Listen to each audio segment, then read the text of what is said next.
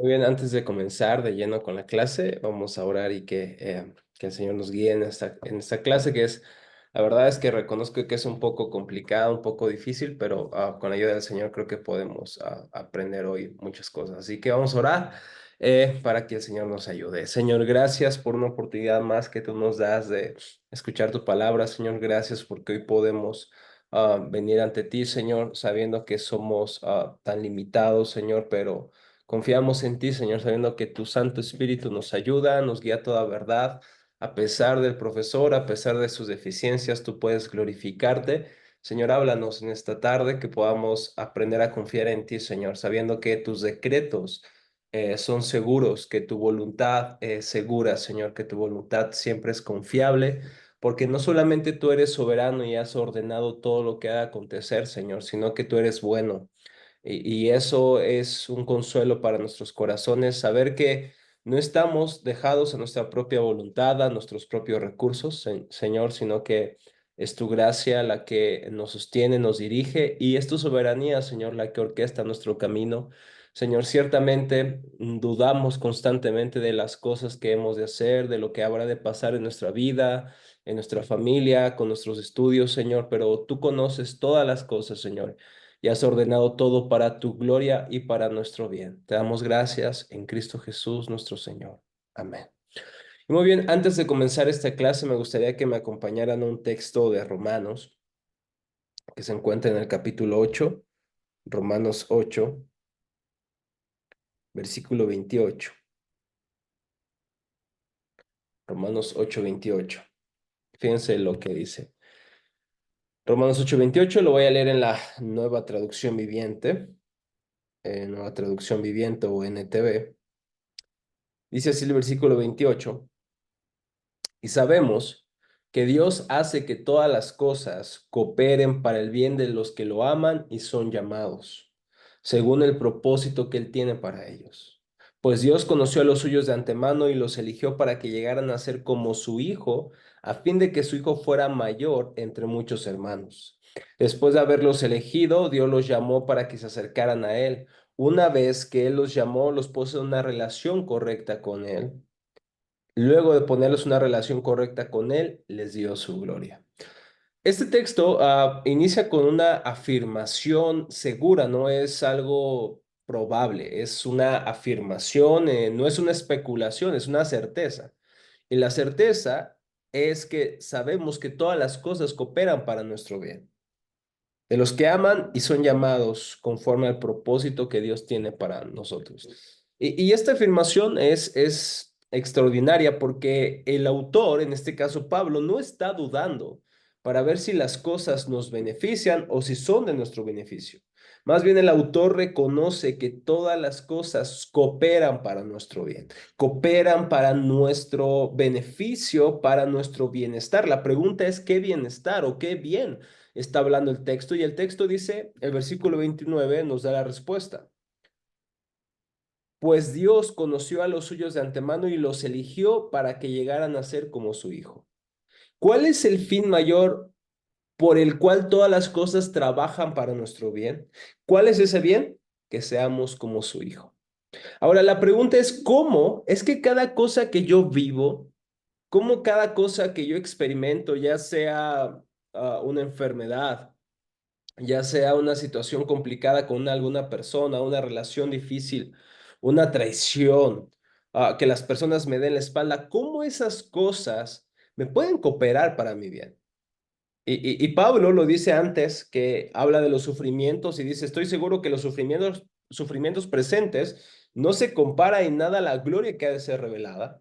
Pero la pregunta es, ¿cómo Pablo está tan seguro que aún los sufrimientos que ha hablado en versículos anteriores cooperan para nuestro bien?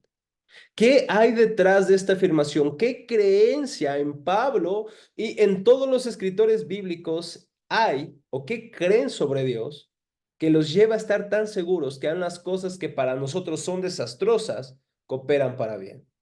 Y la respuesta está en quién es su Dios. Es ahí la respuesta. O ahí está la fuente de sus afirmaciones.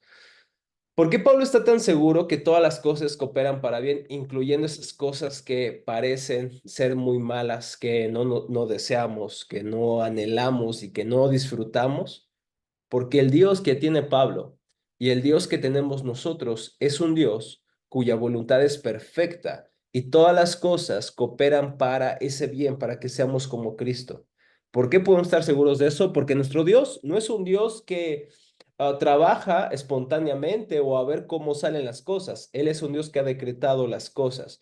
Y a esto le llamamos los decretos de Dios. Un Dios que ordena todas las cosas. Y una forma de definir los decretos de Dios es ese acto de su voluntad en el cual decreta las cosas que han de acontecer según su buen propósito, según su gloria para el bien de su pueblo. Así que esto es básicamente lo que queremos decir con los decretos de Dios. Ahora, si tú dependieras o tu vida dependiera de una persona, ¿en quién confiarías? Pregúntate esto. Si mi vida hoy pendiera de una persona, ¿qué tipo de persona sería esa persona en la cual yo daría mi esperanza o yo estaría segura? Probablemente ustedes contestarían que sus padres, y eso es verdad, ¿no? No hay personas más confiables quizá que nuestros padres, pero la mayoría confiamos en personas que tienen, por así decirlo, planes para el futuro claros y calculados. No confiamos en personas normalmente, no es que no existan o que alguien no llegue a confiar en ellas, pero no confiamos en personas que sabemos que no tienen claridad sobre lo que quieren. Y esto sucede mucho en las relaciones humanas, especialmente cuando una señorita está pensando casarse con alguien, con un hombre. Ahora, esta señorita ciertamente puede estar enamorada de sus ojos, de su personalidad, pero si este chico no tiene claridad de lo que quiere en una relación y cuando la mujer sabe lo que quiere, sabe hacia dónde va, sabe que quiere formar una familia, un matrimonio que honra a Dios, pero si ve que ese hombre que ama y que dice, wow, es guapísimo, es un tipazo, pero no ve claridad, no ve que este hombre tiene seguridad o tiene planes a futuro, es muy complicado que esta señorita diga, me caso con él, por muy guapo, por muy carismático que sea ese varón o ese hombre, sin embargo, si no tiene algo claro de lo que quiere, es complicado que una mujer siga a un hombre que no sabe lo que quiere, que aún quiere quizá vivir como un niño y no tiene claridad. Pensamos así. En segundo lugar, una persona que no tiene un plan simplemente se deja llevar por las circunstancias y esas personas, desde luego que no son tan confiables, ¿no es cierto? Que solamente dicen, ok, lo que pase, lo que suceda.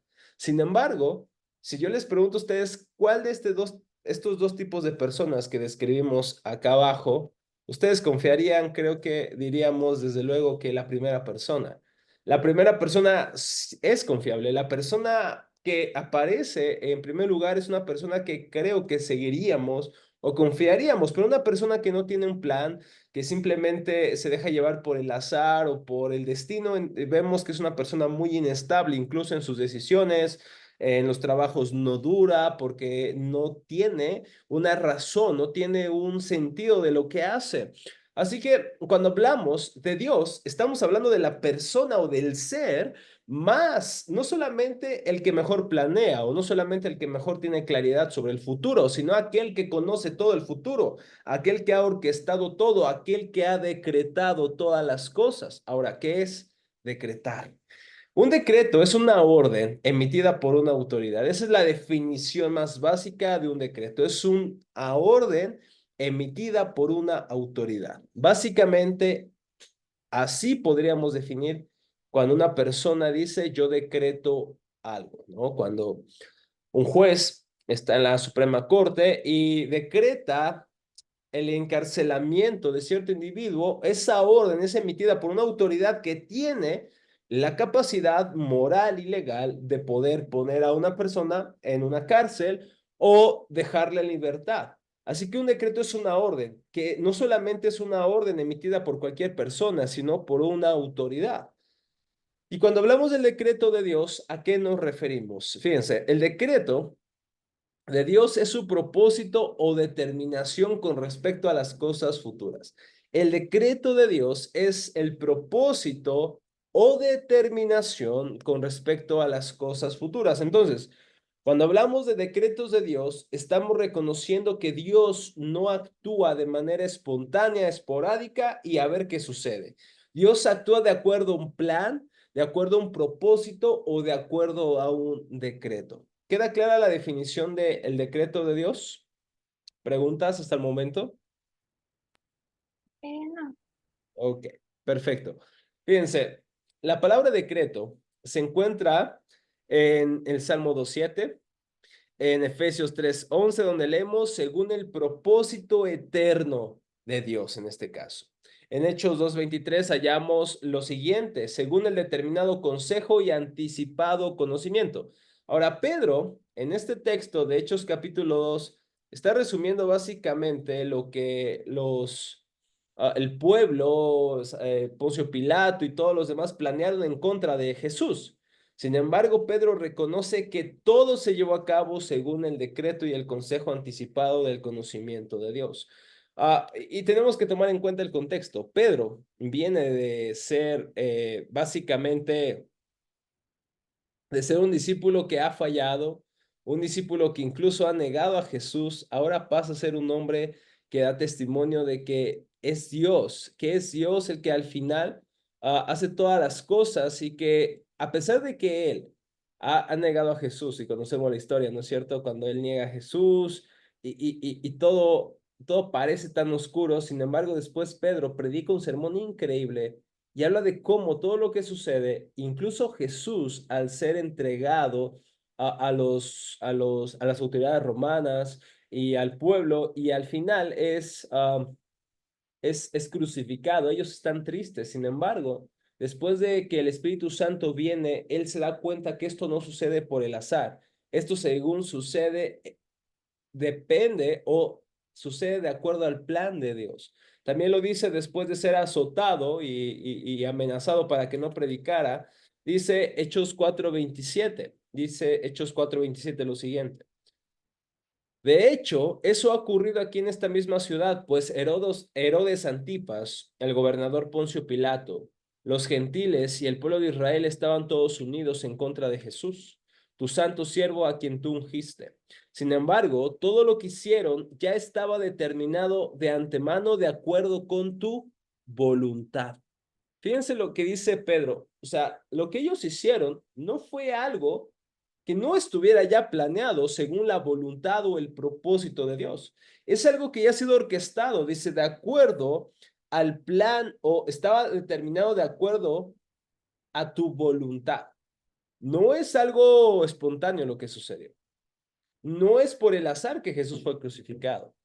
La voluntad de Dios, el propósito o el determinado consejo, como lo dice Pedro en 2:23, es el que anticipó todas las cosas, el que planeó todas las cosas. En Efesios 1:9 leemos del misterio de su voluntad. Así que la palabra voluntad, decreto, consejo, propósito, van a estar hablándonos de eso mismo, del decreto de Dios. En Romanos 8:29 dice, el que también los predestinó. El decreto de Dios involucra predestinar o elegir de antemano. Es como cuando tú eliges de antemano qué ropa ponerte para el día siguiente. Mira, me voy a llevar estos zapatos en lugar de aquellos. Estás predestinando lo que tú vas a vestir el siguiente día. Pero Dios no solamente predestina pues, no podemos decir cómo se va a vestir, porque Dios es un espíritu, Dios es espíritu, y por lo tanto no tiene un cuerpo como el de nosotros, a excepción de la segunda persona de la Trinidad, que es Jesús, pero Él no tiene que estar pensando qué va a pasar mañana o a ver qué va a suceder, porque Él ha predestinado todas las cosas. Hoy hay una corriente llamado teísmo abierto. El teísmo abierto, entre sus muchas características, dice que Dios no conoce necesariamente todas las cosas, porque Dios ha permitido que el hombre tenga libre albedrío y como el hombre puede escoger hacer o deshacer cualquier cosa, Dios no necesariamente conoce todo, sino que va acumulando ese conocimiento a lo largo de la historia. Es decir, Dios va aprendiendo, Dios va de alguna manera sabiendo que lo que va a suceder conforme pasa el tiempo Y esto está negando de que Dios sea soberano y que Dios conozca todas las cosas. Aunque ellos tratan de explicarlo aludiendo al libre albedrío, al final de cuentas Dios conoce todas las cosas y eso lo vemos en la Biblia, ¿no? Él también los predestinó. En Efesios 1:9 dice, de su beneplácito, según la voluntad de Dios. Los decretos de Dios se llaman su consejo. Entonces, cuando leamos decretos, estamos hablando del consejo de la voluntad de Dios para indicar que son perfectamente sabios todos sus consejos. Y se le llama su voluntad para mostrar que él no estaba bajo ningún control, sino que actuó de acuerdo con su voluntad. Entonces, cuando hablamos de los decretos de Dios, hablamos de su consejo, de su voluntad, de sus propósitos que él elige que se lleven a cabo de acuerdo a su sabiduría, de acuerdo a su bondad, de acuerdo a su amor, de acuerdo a su gloria. ¿Queda clara esta definición a lo que nos referimos como decretos? ¿Preguntas?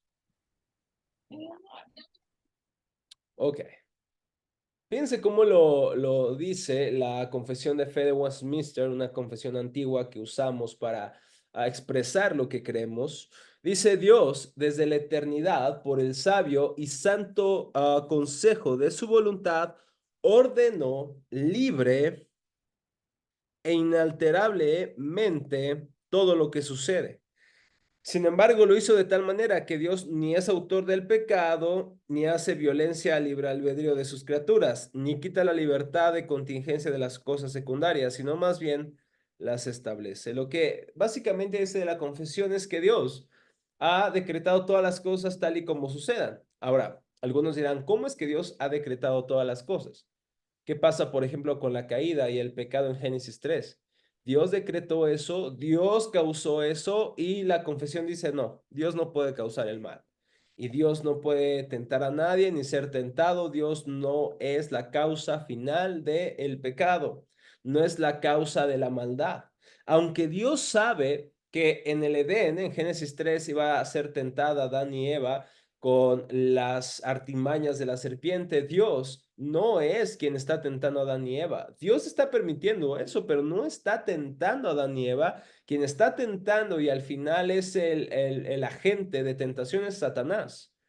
Y Adán y Eva son los que deciden pecar. Ellos tenían la libre voluntad de decir no. Tenían la capacidad moral. Había pureza en sus corazones. Había un libre albedrío que estaba puro en comparación con el que heredamos después de que ellos cayeron.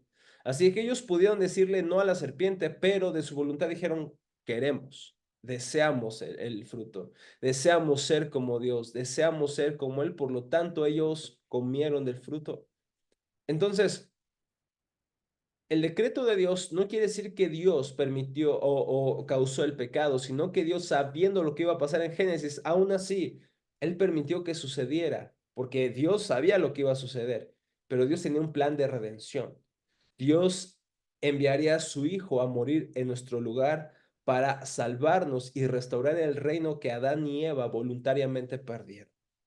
De esta manera decimos que Dios establece todas las cosas, pero nunca es autor del pecado, jamás es autor del pecado porque Dios no puede pecar porque su naturaleza santa así lo amerita. Fíjense, y tampoco hace violencia del libre albedrío. Por ejemplo, hay una frase que se repite a lo largo de las escrituras, sobre todo en Éxodo. No sé si han leído el Éxodo. ¿Por qué, por qué creen, hijas, que el faraón no deja ir tan rápido a los israelitas de la cautividad en la que los tenía? ¿Cuál sería la causa del por qué tardan tanto en dejarlos salir? ¿Por qué faraón no quería dejarlos salir? ¿Recuerdan?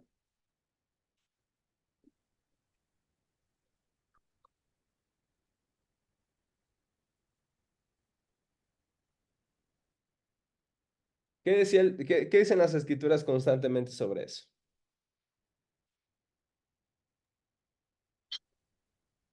¿Recuerdan?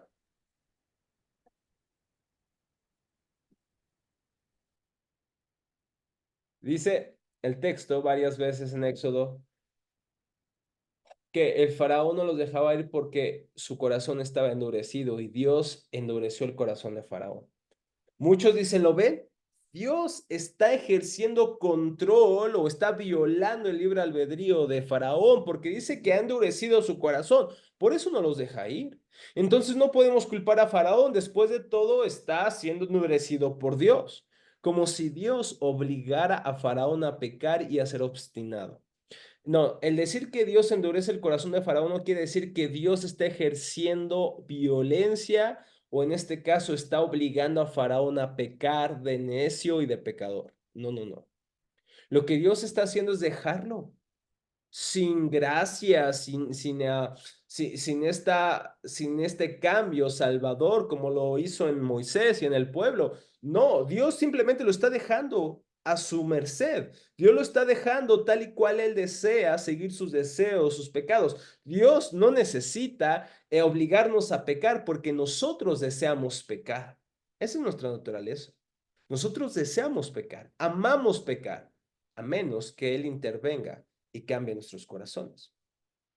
Quiero que me ayuden a leer Romanos capítulo 1, versículos 1, versículos 18 al versículo, Romanos 1, versículos 18 de 1, capítulo 1, versículos 18 hasta el versículo 27. Vamos hasta el 29. ¿Nos lo puedes leer, por favor, Jime?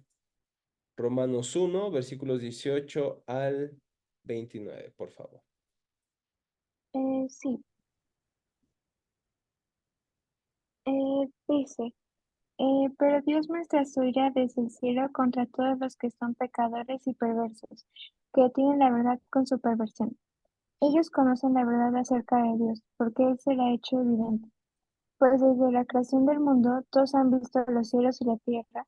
Por medio de todo lo que Dios hizo, ellos pueden ver a simple vista las cualidades invisibles de Dios, su poder eterno y su naturaleza divina. Así que no tienen ninguna excusa para no conocer a Dios. Es cierto, ellos conocieron a Dios, pero no quisieron adorarlo como Dios ni darle gracias. En cambio, comenzaron a inventar ideas necias sobre Dios. Como resultado, la mente les quedó en oscuridad y confusión. Afirmaban ser sabios, pero se convirtieron en completos necios. Y en lugar de adorar al Dios inmortal y glorioso, rindieron culto a ídolos que ellos mismos hicieron, con forma de simples mortales, de aves, de animales de cuatro patas y de reptiles. Entonces Dios los abandonó para que hicieran todas las cosas vergonzosas que deseaban en su corazón. Como resultado, usaron sus cuerpos para hacerse cosas viles y degradantes entre sí. Cambiaron la verdad acerca de Dios por una mentira, y así rindieron culto y sirvieron a las cosas que Dios creó, pero no al Creador mismo, quien es digno de eterna alabanza. Amén. Por esa razón, Dios los abandonó a sus pasiones vergonzosas. Aún las mujeres se rebelaron contra la forma natural de tener relaciones sexuales, y en cambio, dieron rienda suelta al sexo unas con otras. Los hombres, por su parte, en lugar de tener relaciones sexuales normales con la mujer, ardieron en pasiones unos con otros. Los hombres hicieron cosas vergonzosas con otros hombres, y como consecuencia de ese pecado, sufrieron dentro de sí el castigo que merecían. Por pensar que era una tontería reconocer a Dios, Él los abandonó a sus tontos razonamientos y dejó que hicieran cosas que jamás deberían hacerse. Se llenaron de toda clase de perversiones, pecados, avaricia, odio, envidia, homicidios, peleas, engaños, conductas maliciosas y chismes. Fíjense, este texto es brillante en muchos sentidos porque nos explica básicamente lo que sucede cuando negamos a Dios. Dios no nos tiene que obligar a amar el pecado porque ya lo amamos. De hecho, el texto dice que cambiamos la gloria de Dios por la criatura. Damos gloria a lo corruptible y cambiamos esa adoración del incorruptible a lo corruptible. Hacemos dioses, ídolos según nuestra imaginación o según los reptiles. Y entonces la consecuencia del que no deseemos a Dios y por volvernos necios, porque somos necios, Dios dice, ok, les voy a dar lo que sus deseos piden, piérdanse. O sea, Dios no tiene que obligarnos, nosotros ya estamos perdidos. Nosotros ya no le deseamos, Dios no nos tiene que llevar a pecar, nosotros deseamos pecar. Y cuando somos necios, como lo describe perfectamente Romanos 1, básicamente lo que Dios dice, los voy a abandonar a sus deseos. Ese es el mayor juicio de Dios. Que Dios diga, te voy a abandonar a lo que tú quieres. Voy a dejarte hacer lo que tú quieres. Eso es el mayor juicio de Dios. Que nos deje hacer lo que nosotros queremos. Que nos diga, ok, haz lo que tanto amas hacer como pecar. La gracia del Señor es cuando Él nos rescata y no nos permite hacer lo que queremos, cuando Él dice, te voy a salvar. Eso es gracia. El hecho de que estas personas de Romanos 1 vemos que se abrazan, se arrojan al pecado, esto es porque lo desean, así como Faraón. Dios no tuvo que violentar su voluntad para que él amara el pecado, porque Faraón ya era necio, ya amaba su pecado. Sin embargo, Dios permitió eso para magnificar su gloria. La necedad en este caso, de Faraón sirvió para que Dios mostrara su gloria en medio de tantas señales y prodigios.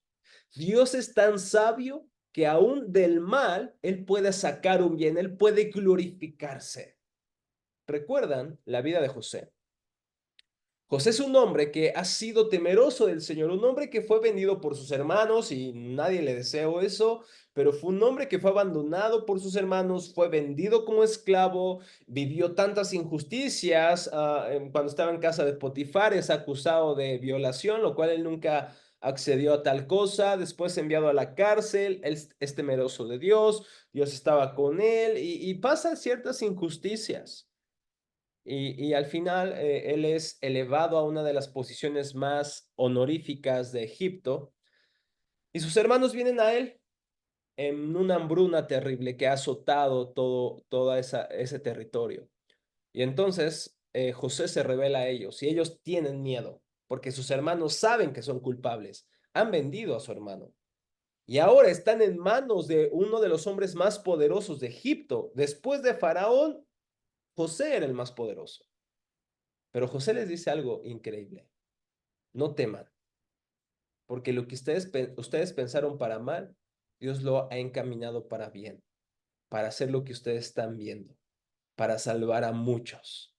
Lo que le está diciendo José es, si ustedes tenían malos planes, malos deseos, hicieron mal, no está negando la realidad de su pecado, pero lo que está diciendo es que Dios es tan sabio, que aún en su maldad Dios lo encaminó a bien para su gloria, para que Él sea magnificado y sus propósitos hubiesen permanecido en pie.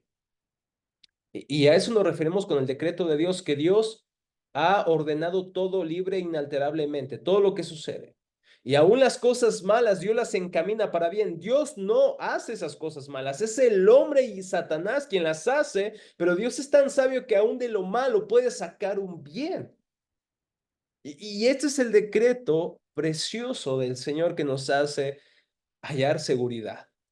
Porque, mire, si realmente creyéramos que Dios es soberano sobre todas las cosas y que todas cosas que suceden de acuerdo a su decreto, a su propósito, entonces nuestras vidas estarían más seguras, estaríamos más seguros. Sobre todo en un país donde vivimos en constante violencia, y no les tengo que decir a ustedes que son mujeres, cuántas injusticias, cuántas cosas escuchamos y vemos en las noticias, en redes sociales, y obviamente tenemos que cuidarnos, pero también confiar en medio de la persecución, en medio de la violencia, de que nuestro Dios es soberano. Una cosa es decirlo y decir, sí, yo creo que Dios es soberano. Otra cosa es confiar en tu corazón. Otra cosa es confiar en el decreto perfecto, eterno, amoroso, bondadoso de Dios.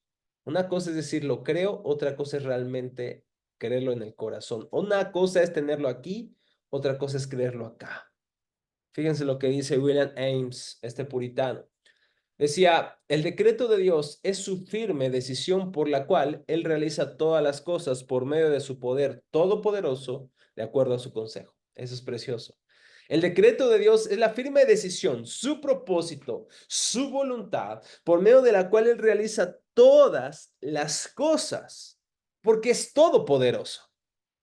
Ayer estábamos teniendo una conversación con un grupo de predicadores Y hablábamos de cómo es increíble cómo Dios profetiza a través de diferentes profetas en el Antiguo Testamento de lo que Cristo hará en el futuro, en el Nuevo Testamento. Antes de que Cristo venga y se encarne, Dios ya sabe lo que va a suceder, porque Él es todopoderoso y Él lo sabe todo.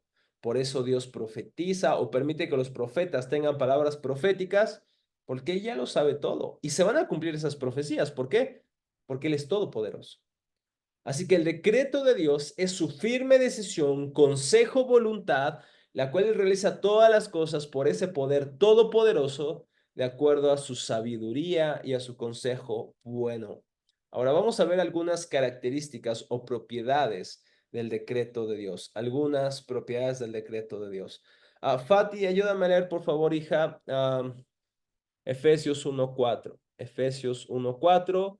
Fati, ayúdame con, en este caso, Timoteo 1:9. Segunda de Timoteo 1:9.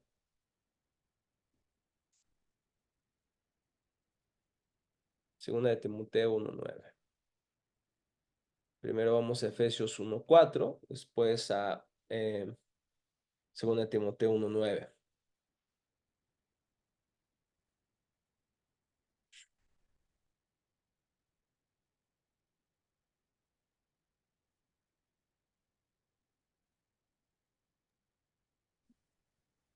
No sé antes de haber hecho el libro, Listo. Perdón, perdón, hija. ya lo leo. ¿Ya lo leíste? No, todavía no. Ah, ok, ok. Es que no te escucho muy bien.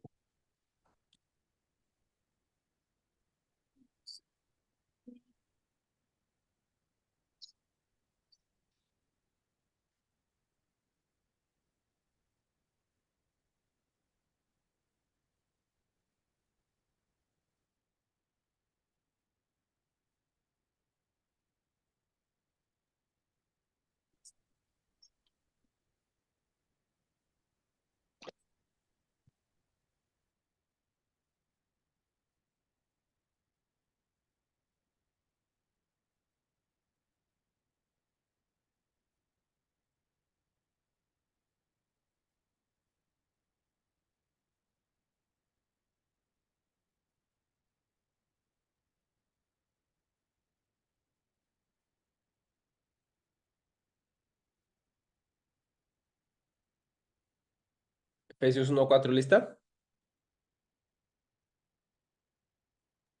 Ah, es que ya lo leí. Ah, es que no te escuché, hija, perdóname.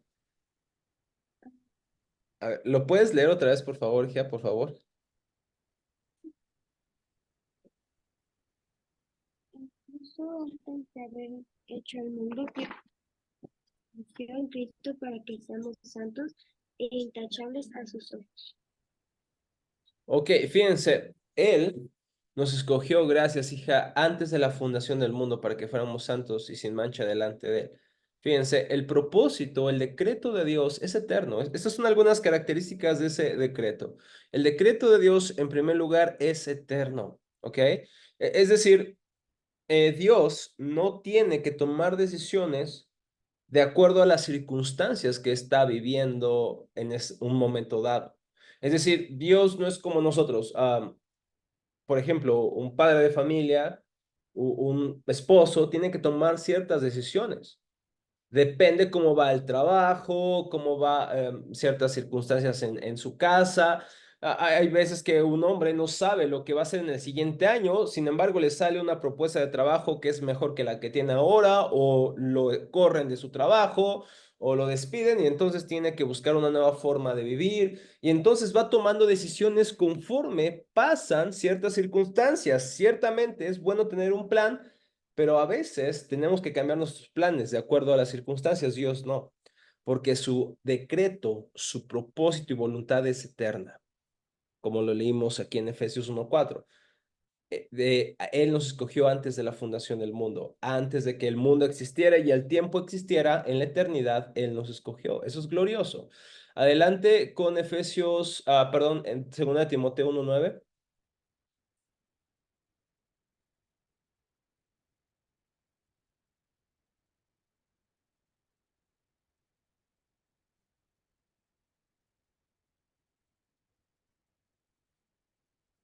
¿Lo tienes, Jimé? Sí, dice, pues Dios nos salvó y nos llamó para vivir una vida santa. No lo hizo porque lo mereciéramos, sino porque ese era su plan desde antes del comienzo del tiempo, para mostrarnos su gracia por medio de Cristo Jesús. Wow, fíjense qué texto. El propósito de Dios de mostrarnos su gracia en Cristo Jesús dice que es desde antes del comienzo del tiempo, en la eternidad. Dios decretó, Dios decidió mostrarnos su gracia en Cristo desde antes de toda la eternidad, o desde antes del tiempo, perdón. Desde antes del mundo tal y como lo conocemos, Dios ha decretado que tú y yo conozcamos la gracia que nos ha sido dada en Cristo Jesús desde antes de este mundo, desde el tiempo como lo conocemos ahora, porque su decreto es eterno, en primer lugar. En segundo lugar, su decreto es soberano. Permítanme leer Daniel 4, es un texto brillante, lo voy a leer otra vez en la nueva traducción viviente. Daniel capítulo 4. Fíjense lo que es el versículo 24.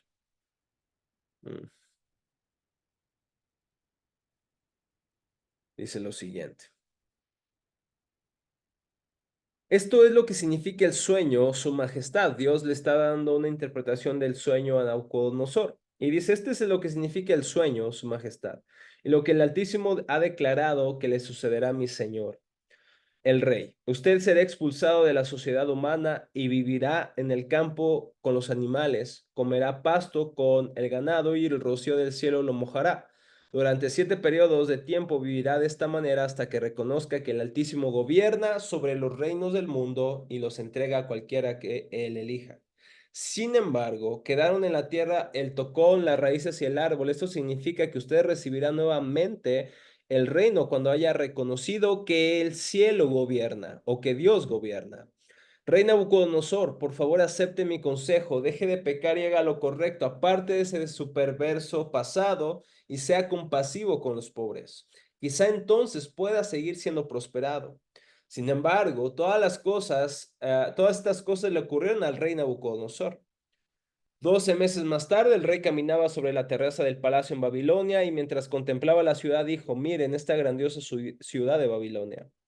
Edifiqué esta hermosa ciudad con mi gran poder para que fuera mi residencia real a fin de desplegar mi esplendor majestuoso.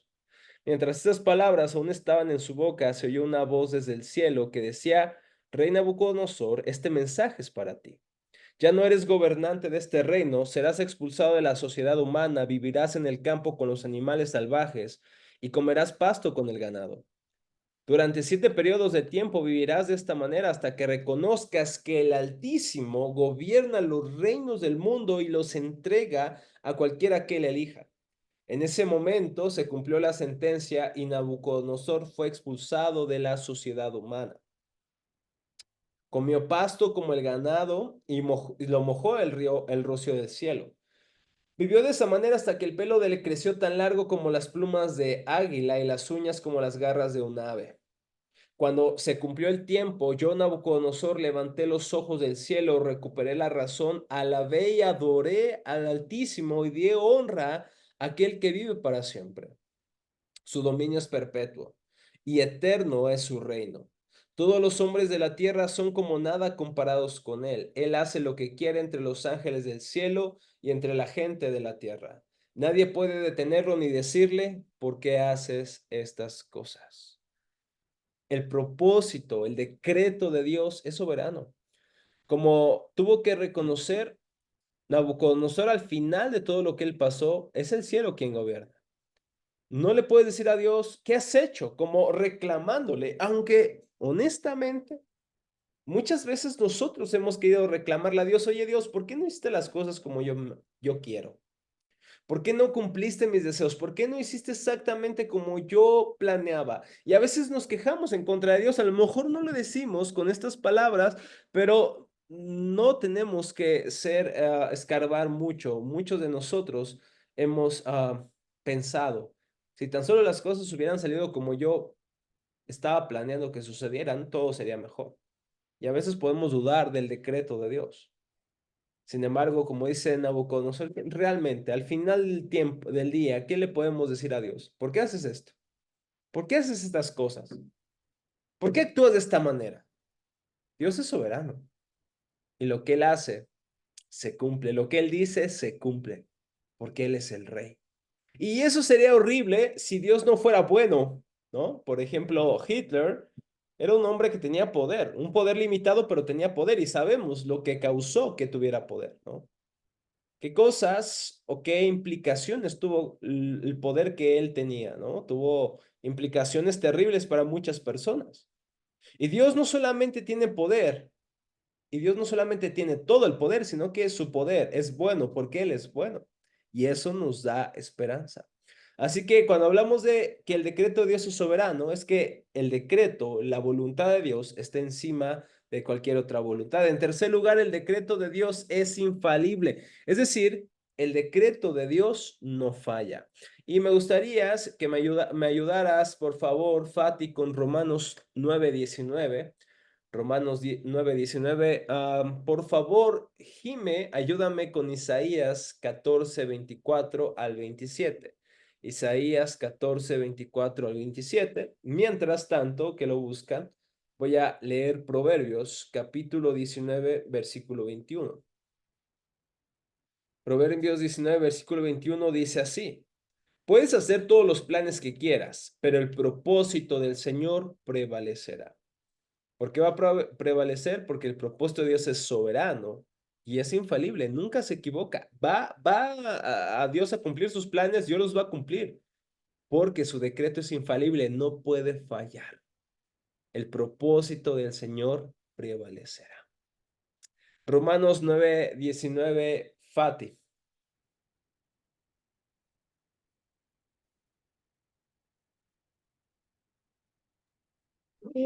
Ahora bien, ustedes podrían decir, ¿por qué Dios culpa a las personas por no responder? ¿Acaso no hicieron sencillamente lo que Él nos exige que hagan? Ujú. Aquí hay un argumento que utiliza Pablo y me parece muy bueno que lo leamos para explicarlo. Es que Eh, Pablo en este texto está diciendo, a ver, si Dios es soberano, si el decreto de Dios es eterno, soberano e infalible, ¿cómo es que aún inculpa y hace responsable a Faraón de su pecado, a Herodes y a Poncio Pilato? Porque como dijimos, ellos actúan desde su propio corazón, ellos actúan porque aman el pecado y aman hacer el mal. Así que a Dios nadie lo puede inculpar y decir, no, tú los obligaste, no, Dios no los obligó. Dios los dejó a sus propios deseos, Dios los abandonó a su voluntad, eso es un juicio. Pero Dios no tiene que presionar en ellos para que pequen, porque ya desean pecar. Muy bien, ahora Isaías 14:24 al 27, Jime, por favor, gracias, Fati. Sí, dice, el Señor de los ejércitos celestiales hizo este juramento. Sucederá tal como yo lo tengo planeado, será tal como lo he decidido. Quebrantaré a los asirios cuando estén en Israel, los pisotearé en mis montañas. Mi pueblo ya no será más esclavo de ellos, ni se doblará ante sus cargas pesadas. Tengo un plan para toda la tierra, una mano de juicio sobre todas las naciones. El Señor de los ejércitos celestiales ha hablado. ¿Quién podrá cambiar sus planes? Cuando levante su mano, ¿quién lo podrá detener? Buenísimo, fíjense, está precioso esto que leíste. ¿Quién podrá detener el propósito del Señor? ¿Quién podrá detener el decreto de Dios? El decreto de Dios es infalible, no va a fallar. Lo que Dios ha determinado que suceda va a suceder. Y en este caso está hablando del juicio que va a traer sobre su pueblo a causa de su pecado con los asirios. Dice, ellos van a venir porque yo lo he decretado. Y si yo lo he decretado, ¿quién se puede oponer a eso? ¿Satanás? ¿Satanás puede interrumpir los planes de Dios? ¿Satanás puede estropear el decreto de Dios? La respuesta es no. ¿Por qué? Porque Satanás es una criatura. Es un ángel y en un tiempo fue glorioso probablemente, pero es una criatura al final. Y Satanás no puede estropear los planes de Dios o detener el consejo de Dios, porque Dios es el soberano, no Satanás. Uno de los ejemplos más brillantes lo podemos ver en el libro de Job, cuando al final Satanás le dice a Dios, mira, Job te sigue porque pues tú le das todas las cosas, ¿no? Porque tú lo tienes en un penthouse, tú lo adornas de bienestar. ¿Acaso no es obvio que él te va a adorar por eso? Pero tú quítale lo que tiene y verás que te maldice. Y al final vemos cómo Job permanece, sí con dudas, sí con preguntas, pero Job al final es prosperado mayormente. que al principio. Y lo precioso de todo esto es que Job dice estas palabras, refiriéndose a Dios. De oídas te había oído, Dios, pero ahora mis ojos te ven. Te puedo conocer más, Señor, a través de esto que me permitiste pasar. Ni siquiera Satanás puede arruinar los propósitos de Dios, porque Satanás no es todopoderoso, porque Satanás no es Dios, porque Satanás ni siquiera se compara un poco a quien es Dios. El propósito, el decreto de Dios es infalible. En cuarto lugar, el propósito de Dios es sabio. Escuchen lo que dice el Salmo 104, versículo 24. Salmo 104, 24 dice así: Oh Señor, cuánta variedad de cosas has creado.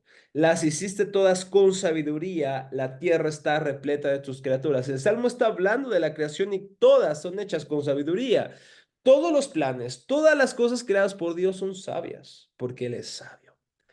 Entonces, Dios no solamente planea y decreta, Él decreta con sabiduría. Y eso nos da descanso, o debería darnos descanso. Como les he dicho, somos personas que somos tan fáciles de dudar de Dios, ¿no? Somos tan fáciles de mover. Y yo he experimentado eso, ¿sabe? Yo he experimentado el dudar sobre lo que Dios está haciendo, por qué lo está haciendo. Pero su propósito siempre es sabio.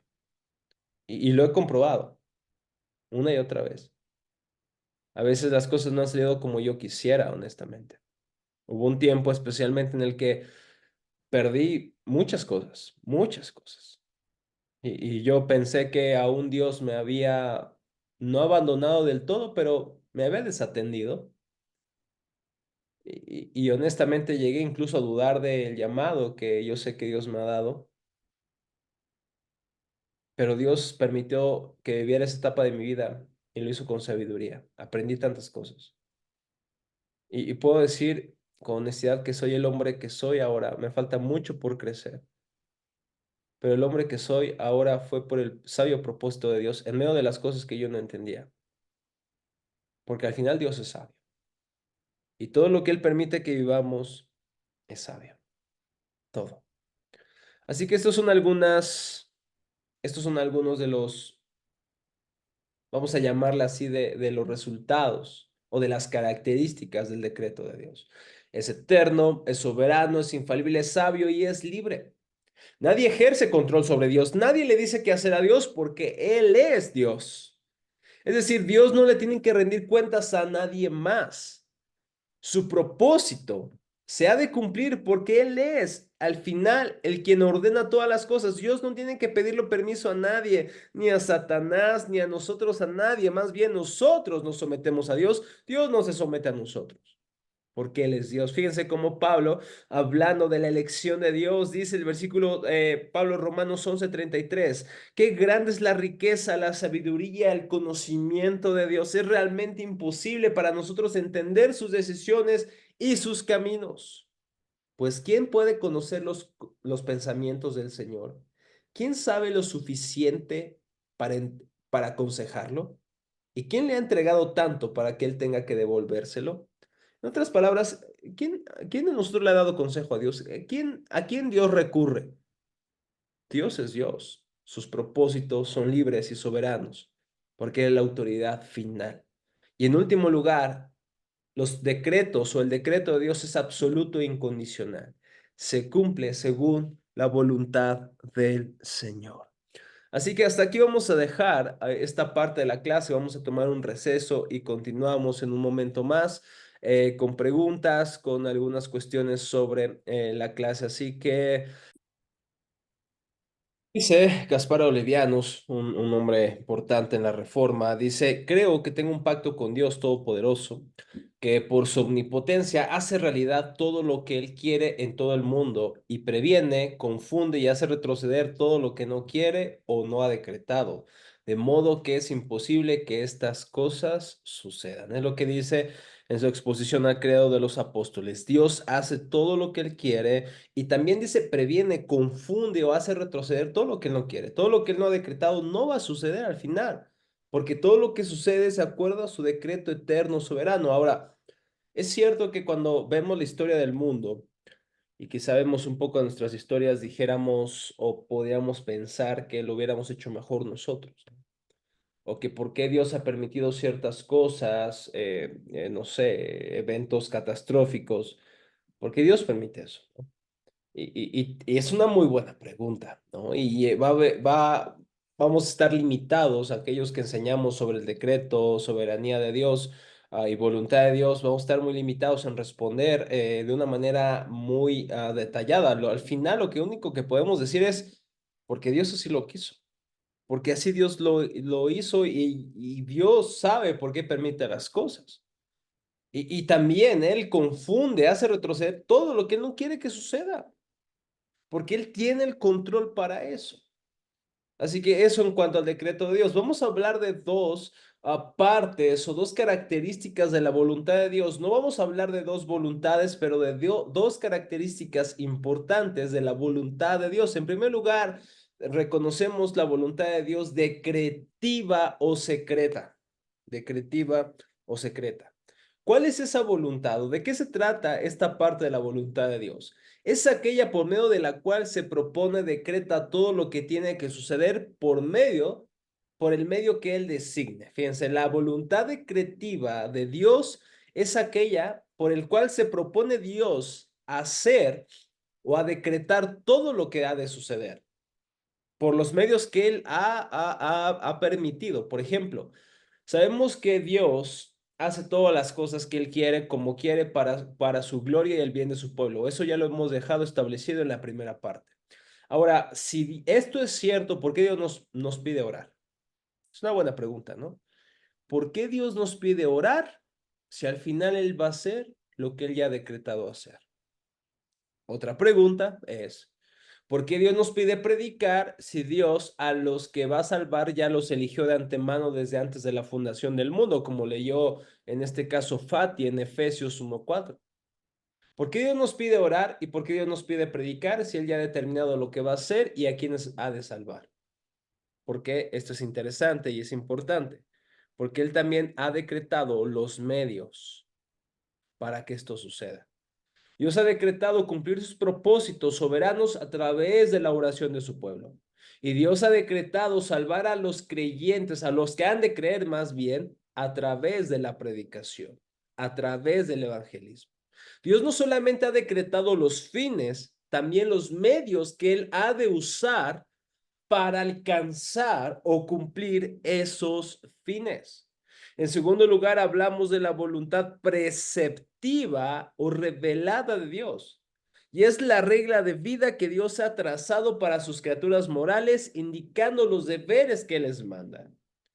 En otras palabras, son esas leyes, mandatos que Dios nos ha dado para vivir de acuerdo a ellos. La voluntad preceptiva o revelada de Dios, por ejemplo, son los 10 mandamientos. No robarás, no codiciarás, no tendrás dioses ajenos delante de mí. Esa es la voluntad preceptiva de Dios, lo que Él demanda de nosotros. Entonces, son dos partes o dos características de una misma voluntad.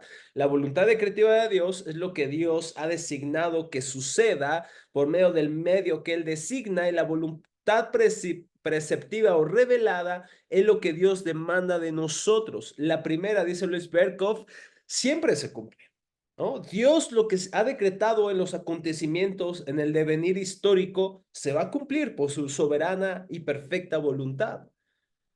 En tanto que la segunda, es decir, la voluntad preceptiva o revelada, es desobedecida con frecuencia.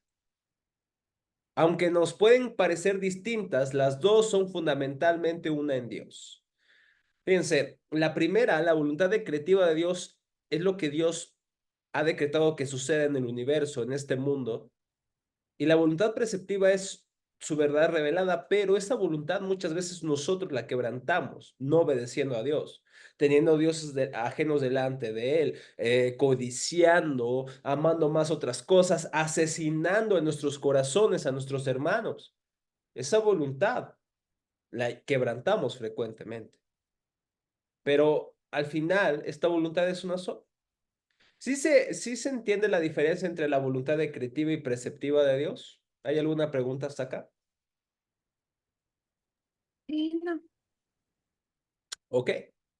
Por ejemplo, he aquí yo pongo el camino de la vida o de la muerte.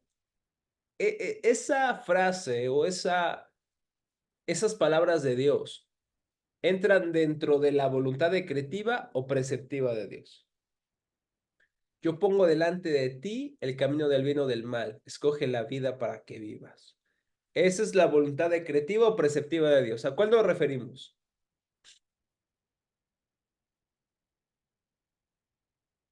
¿Cuál creen?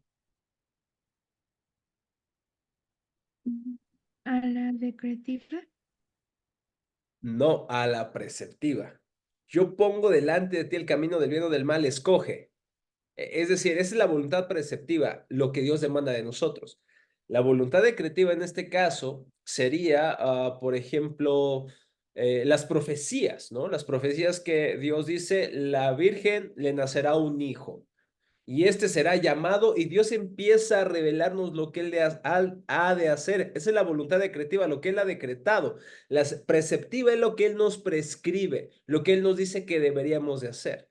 Esa es la diferencia. ¿Sí se entiende ahora? Sí. Ok, perfecto. Fíjense lo que dice Luis Berkhoff ahondando en esto. Dios determina voluntariamente qué y quiénes creará, así como también los tiempos, los lugares, las circunstancias de su existencia. Él marca la senda de sus criaturas racionales, determina su destino y los utiliza para los elevados propósitos no nuestros, sino de Él. Y aunque los dota con libertad personal, sin embargo, la voluntad divina domina sus acciones. Debe afirmarse que Dios no puede querer ninguna cosa que sea contraria a su naturaleza, sabiduría, amor, justicia o santidad. Fíjense. Dios determina voluntariamente nuestros propósitos en lugar de nuestra existencia. Oye, ¿por qué yo nací en México? Preguntará Fati, ¿por qué yo no nací con unos papás allá en Alemania, ¿no? O en Estados Unidos, ahorita estuviera ahí comiendo en el McDonald's original, no lo sé, o sea, podemos pensar eso. Dios, ¿por qué no me permitiste vivir hace 100 años? Yo he escuchado personas que han dicho, ay, ¿por qué Dios no me permitió vivir en el tiempo de los apóstoles? Yo hubiera creído más en Jesús que ahora. Híjole, no sé. Porque muchos vieron a Jesús, vieron los milagros de Jesús y aún así no creyeron en él. Ni su propia familia creía en él al principio. Algunos dijeron, no, me hubiera gustado vivir en el tiempo de Martín Lutero para ver toda la reforma. Muchos murieron en ese momento. Oh, me hubiera gustado vivir en el tiempo de los reyes. Muchos reyes no tuvieron higiene, no tuvieron medicinas, las que nosotros ahora tenemos. Dios, en su soberanía, nos permitió nacer en el siglo XXI, año 1900, 2000. Ustedes son del 2000, yo soy de 1993. Tengo 31 años. Él nos marcó el lugar de nuestro nacimiento y las circunstancias en las cuales vivimos. Eso no significa que no busquemos, por ejemplo, superarnos, ¿no? Si yo nací en pobreza, eso no significa que ni modo, Dios me permitió nacer en pobreza, ni modo, voy a morir pobre. Pues yo puedo trabajar y estudiar para mejorar mi condición, pero sí tengo que entender que Dios lo permitió por un propósito. Y Dios me puso en esta ciudad por un propósito. ¿Cuál propósito? Para los propósitos suyos. Eso tenemos que tener en claro sobre la voluntad de Dios. Teodoro Besa, por su parte, dice, los caminos de Dios son completamente inescrutables. No vamos a entenderlos a cabalidad, nunca. Son inescrutables, dice Teodoro Besa. Nada sucede en ninguna parte por nadie, en general o en particular, sin su decreto eterno e inmutable. Es decir, que no cambia, incluyendo aquellas cosas que son malas y que por lo tanto deben ser detestadas, no por supuesto en la medida en que son decretadas por Dios, que siempre es bueno y justo, sino en la medida en que son malas de Satanás y otros instrumentos malvados. Fíjense lo que dice Teodoro Bess, es bien profundo. Dice, nada sucede en esta vida sino por el decreto eterno de Dios, incluyendo esas cosas que son malas. No es que Dios lo haga, no es que Dios haga la maldad, sino que incluso como la entrada en el pecado en el Edén, Dios tiene un propósito mayor. que el pecado. Dios supera el pecado. Su gracia es mayor que nuestro pecado. Y Él hace que todas las cosas cooperen para su gloria y para nuestro bien mayor. Esto es precioso. Unas bases bíblicas que nos pueden ayudar a entender mejor esto es, por ejemplo, Isaías 14, que ya leyó a Jimé hace un rato, pero fíjense lo que dice Isaías 46. Isaías 46. Isaías 46, versículo 9 al 10. Dice así. Recuerden las cosas que hice en el pasado, pues solo yo soy Dios. Yo soy Dios y no hay otro como yo. Solo yo puedo predecir el futuro antes de que suceda. Todos mis planes se cumplirán, porque yo hago todo lo que deseo. Ese texto es increíble. Lo voy a leer otra vez. Versículo 10. Solo yo puedo predecir el futuro antes de que suceda. Todos mis planes se cumplirán, porque yo hago todo lo que deseo. Solamente Dios puede profetizar, solamente Dios puede inspirar a los profetas, porque solamente Dios conoce lo que va a pasar. Y va a pasar porque Él es soberano, porque Él así lo ha decretado y su voluntad siempre se cumple. Siempre, siempre, siempre. Aunque veamos que las cosas en nuestras vidas no van bien, aunque veamos que al parecer todo está yéndose muy diferente al camino que nosotros hubiéramos trazado, sin embargo, no en el camino de Dios. Todas las circunstancias, acontecimientos, cada uno de ellos responde al perfecto decreto de Dios. Nada sucede sin ese decreto, nada sucede sin el propósito de Dios, como lo hemos venido diciendo. Tomás de Aquino, que fue un gran teólogo, dijo lo siguiente: pero como Dios es la causa de todas las cosas por su intelecto, y por eso es necesario que el tipo o el plan en la mente divina de cada efecto preexiste en él, como se desprende claramente de lo anterior. Es necesario que el tipo, el orden de las cosas hacia su fin, preexiste en la mente divina, y el tipo de cosas ordenadas hacia un fin es propiamente la providencia. Lo que está diciendo es que si Dios ha decretado algo, es una realidad para Dios, porque va a ser, se va a hacer, se va a cumplir, porque el que lo ha decretado, el que lo ha causado es Dios. Y para terminar, tenemos que notar lo siguiente: el decreto de Dios está centrado en Cristo. Lo que Dios ha planeado, lo que Dios ha decretado, está centrado en lo que Él haría en su Hijo Jesús. Por ejemplo, dijimos que Dios permitió la caída. Dios no causó el pecado, Dios permitió la caída, Dios permitió la entrada del pecado, pero tenía un propósito mayor. Inmediatamente después de que Adán y Eva pecaron, Dios debió haber destruido a Adán y Eva. Dios debió haberlos destruido. Sin embargo, los preserva con vida. Y no solamente los preserva con vida. Jime, ¿me puedes ayudar a leer Génesis 3:15? No solamente Dios no los castiga con la muerte, no solamente Dios los preserva y les hace túnicas de pieles, sino que también le dice unas palabras bien interesantes a la serpiente en Génesis 3:15. Cuando lo tengas, Jimé, por favor. Sí, dice, y pondré hostilidad entre tú y la mujer, y entre tu descendencia y la descendencia de ella. Su descendiente te golpeará la cabeza y tú le golpearás el talón. Ok, perfecto. Gracias, hija. Lo que Dios dice es, o sea, en medio de esta caída tan horrible, en medio de este acontecimiento cósmico y de traición en contra de Dios, Dios dice: a pesar de todo eso, yo voy a hacer una obra, yo voy a aplastar la cabeza de la serpiente, yo los voy a redimir. ¿Y quién es aquel que aplasta la cabeza de la serpiente? Es Cristo Jesús. Por eso Hechos dice: Cristo fue entregado para ser crucificado por el consejo determinado y la presciencia, el conocimiento de antemano de Dios. Dios había planeado desde Génesis y en la eternidad, como leímos al inicio, antes de la fundación del mundo, que en su Hijo tú y yo conociéramos al Padre. Dice Jonathan Edwards. Dios creó el mundo para proveer una esposa y un reino para su Hijo y el establecimiento del reino de Cristo. Y el matrimonio espiritual de la esposa con él es lo que toda la creación se esfuerza y aflige de dolor por llevar a cabo. Fíjense lo que es Jonathan Edwards, tan glorioso. Dios creó al mundo para proveerle un pueblo, una esposa, una iglesia, un reino para su Hijo. Y ese establecimiento de ese reino, de ese matrimonio espiritual, es todo lo que la creación está apuntando al final. Así que la vida no se trata de mí, la vida no se trata de mi comodidad, de mis lujos, de mi felicidad, se trata de Él.